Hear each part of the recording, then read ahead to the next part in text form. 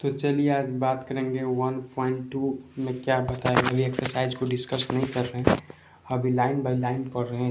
ऐसा नहीं कि आपसे एक भी छूट जाए, जहाँ इंपॉर्टेंट पॉइंट लगेगा मैं वहाँ पे बता दूंगा।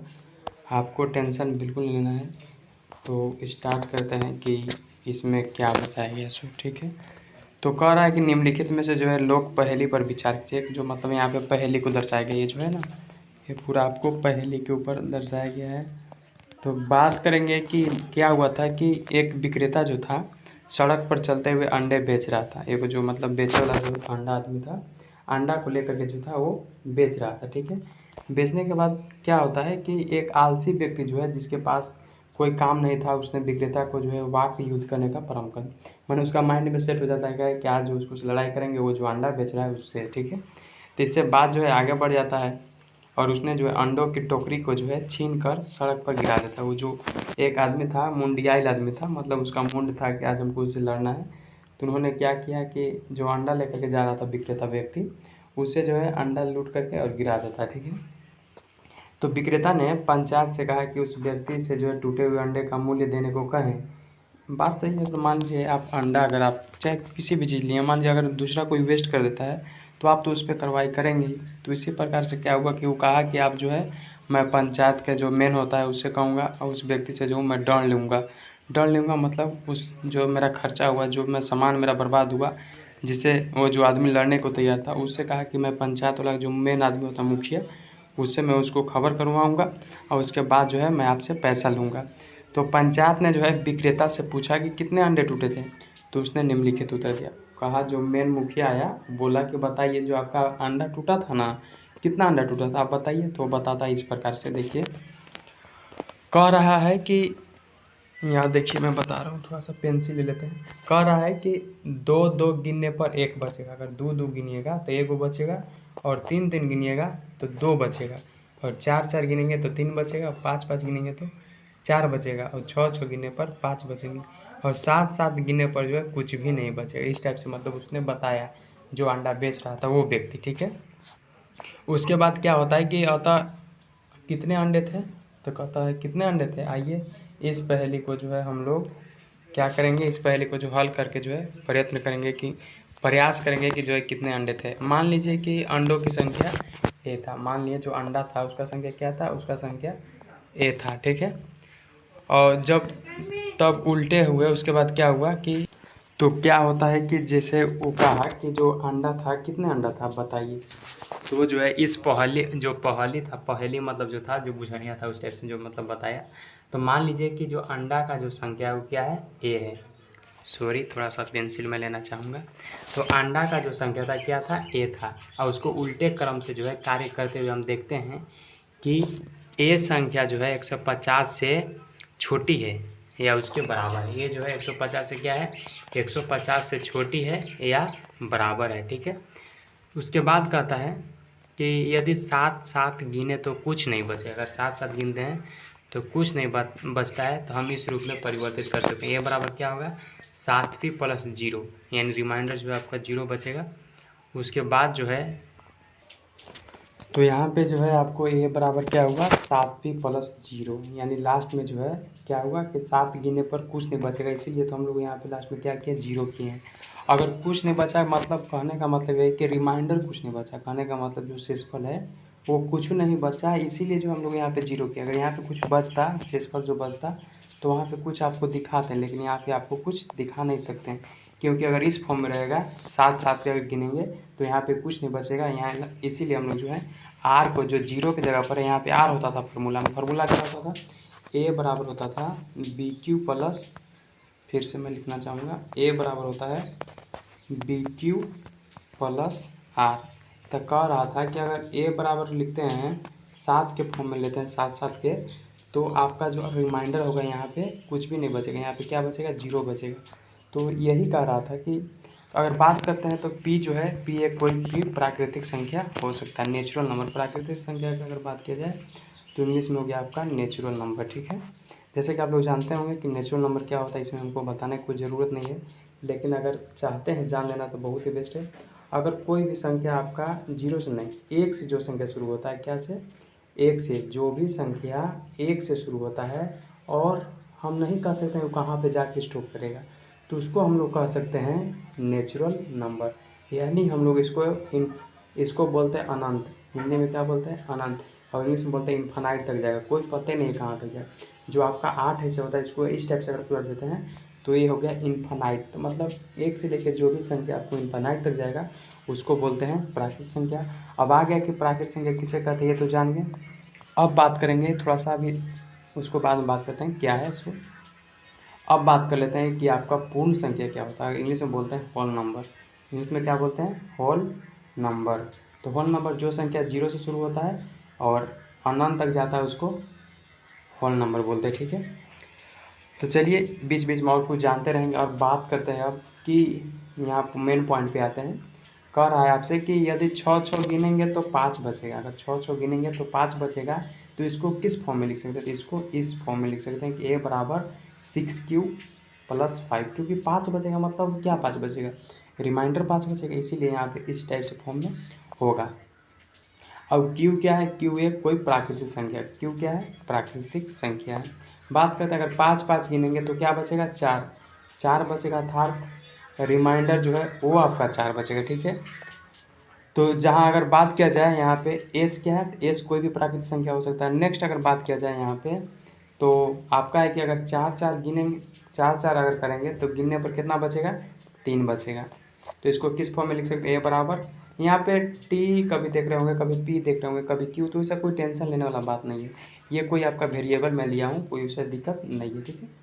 तो टी जो है कोई भी प्राकृतिक संख्या होगा, कोई दिक्कत नहीं है। अब बात करते हैं कि यदि 3 गिनने पर क्या बचेगा? 2 बचेगा, तो 2 लास्ट में लिखेंगे क्योंकि रिमाइंडर है ना 2 बच रहा है, इसलिए 2 को लास्ट में लिखे हुए, ठीक है।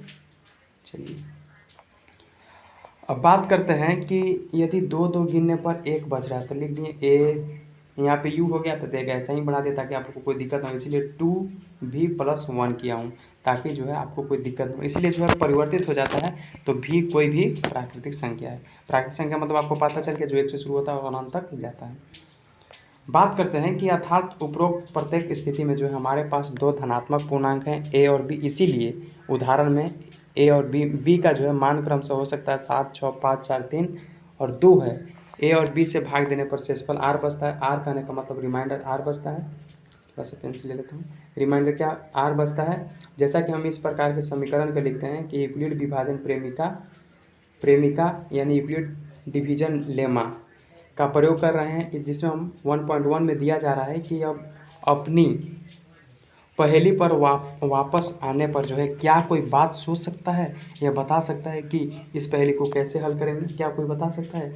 आप 7 के गुणज को खोजिए और उपरोक्त सभी प्रतिबंधों को संतुष्ट करें और जांचें और भूल विधि से जो यानी एलसीएम को जो है का प्रयोग करके आप ज्ञात कर सकते हैं। तो अंडों की संख्या कितना थी? तो बताइएगा 119। नेक्स्ट बात करते हैं कि इस बात का अनुभव करने के लिए जो है यूक्लिड विभाजन यानी प्रेमिका का यानी पूर्णांकों पर जो है इसका मतलब विचार किया जाता है। मान देखिए आपका यूक्लिड जो विभाजन है ना ये वाला, ये कोई वैसा हार्ड नहीं है, बहुत ईजी है।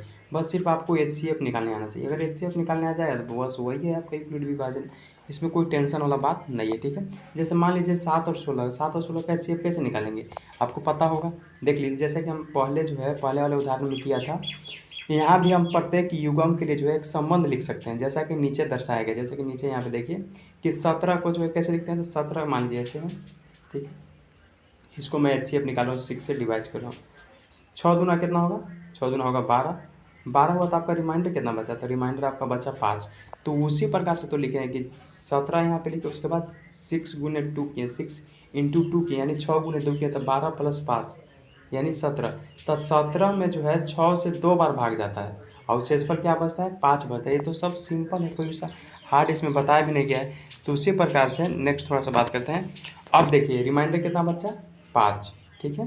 तब 5 में अब क्या करेंगे? 12 से, चलिए हम फिर से बता देता हूँ अच्छा से क्लियर ही रहेंगे, कोई आपको दिक्कत नहीं होगा। देखिए ये 17 है, ठीक है। रुकिए मैं आपको लेता हूँ नोट पे, ठीक है। थोड़ा सा इसको, तो मेरे हिसाब से लगता है शायद नोट पे मैंने जो गया था पेज के, तो उस पर आपको समझ में आया होगा।